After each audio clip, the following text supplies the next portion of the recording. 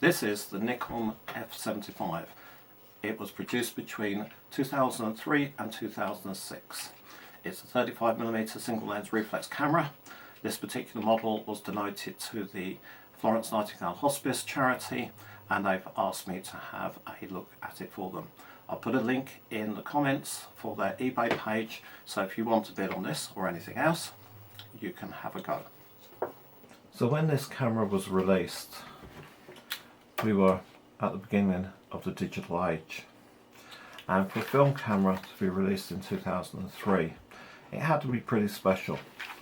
And to be honest, this is a feature-packed tiny SLR camera.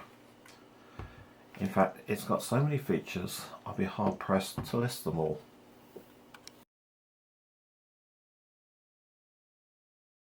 So let's have a look at the top first. On the right hand side, I've got an on-off switch. This camera has only got one dial for making adjustments.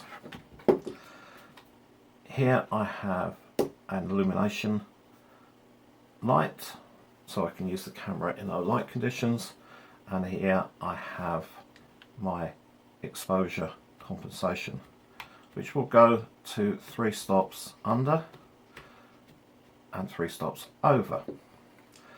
On this end of the camera I have the now traditional layout of different modes. Manual, where I can control both the shutter speed and the aperture. Aperture priority, where I select the aperture and the camera selects the shutter speed. Shutter priority, the other way around, I select the shutter speed and the camera selects the aperture. Program, where the camera selects both. Auto is just let the camera work it out for itself. Then I have a number of scene modes. I've got portrait, I've got landscape, I've got macro, I've got sports, I've got nighttime photography.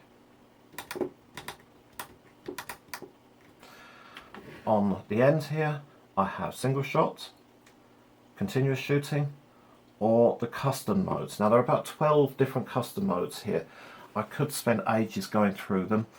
What I'm just going to do is refer you to the manual. The manual is available online, and the manual will outline the different custom modes. Most people are never going to use them anyway, so it's not really a very good use of time to go through them, because it will be a bit boring. On the back of the camera, well, I've got an exposure lock here. I've got the diopter control, which I can adjust for my eyesight, and this control here is for the metering area of the camera. Either I can just leave it to do what it wants, I can have center weighted, or I can have a kind of matrix mode metering. The window in the side here allows me to see the film. There's no film in it at the moment, but I'm going to put one in due course. Front of the camera, well, I've got my autofocus light here. I've got, on this side, I've got the pop-up for the flash. I've got a bracketing control for doing automatic bracketing when I'm continuous shooting. This is my lens release button, and this is my autofocus to manual switch. And really importantly, on the bottom here, I have my depth of field preview button. So if I press that, you can see it stops down the lens so that I can have a better idea how much of the image is going to be in apparent focus. Right, if I open up the back of the camera, the control to open up the back is here, and you can see that the camera has pretty advanced DX coding. It has a vertically running bladed shutter, which is made of metal. To load the film, I simply put the film in like this. So I'll do that again. I'm actually putting it in upside down, bottom first, and then all I have to do is advance the leader to this red mark here.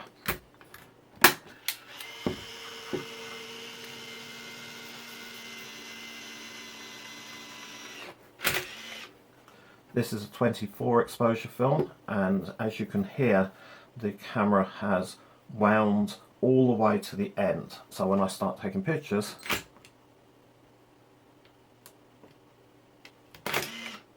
thank you, it will actually start winding back into the camera. That means should the camera be opened accidentally, any pictures that I've taken will be saved rather than ruined, which is a nice idea. Let's pop it open again. So you can see